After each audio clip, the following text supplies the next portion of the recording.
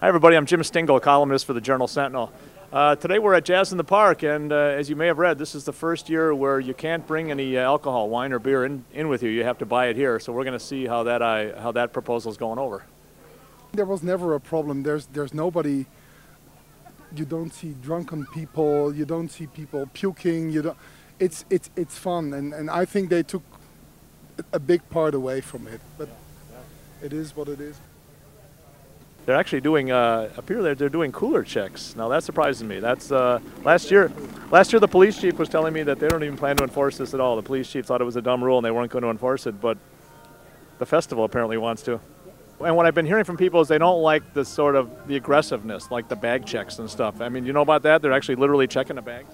We're actually asking if we can check bags. Nobody is requiring a bag check.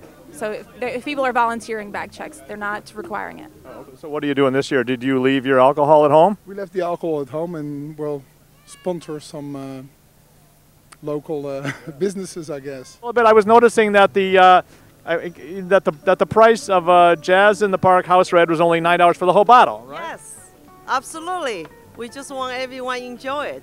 Yes, and it's really inexpensive. It's the same as you buy from store. Exactly same price you buy from Pick and Save any liquor store. I noticed you have your Jazz in the Park wine. Did I willingly gave up my bottle I was trying to conceal and sneak in. Wait, are you telling me that you came tonight with a bottle of wine and what happened?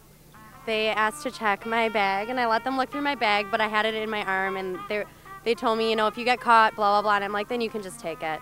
Hey, I'm Jim Stingl from the Journal Sentinel. Can we talk to you guys about the policy of... talk to Terry, wherever he is. Terry, is that like the boss, you mean? Yeah, he's got a black jacket on. You guys are taking a fairly hard line on it there. That sounds like I mean, bag checks even? Not hard at all.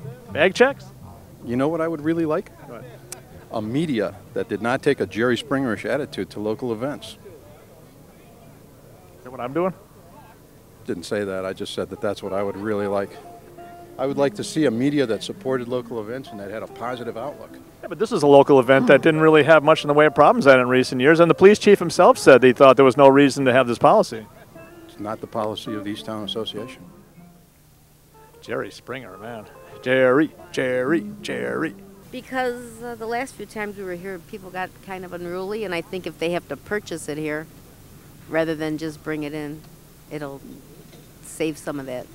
Saw a lot of people throwing trash around the bottles and making noise and just getting a little bit more abbreviated, you know, drinking too much. A lot of young kids coming in too.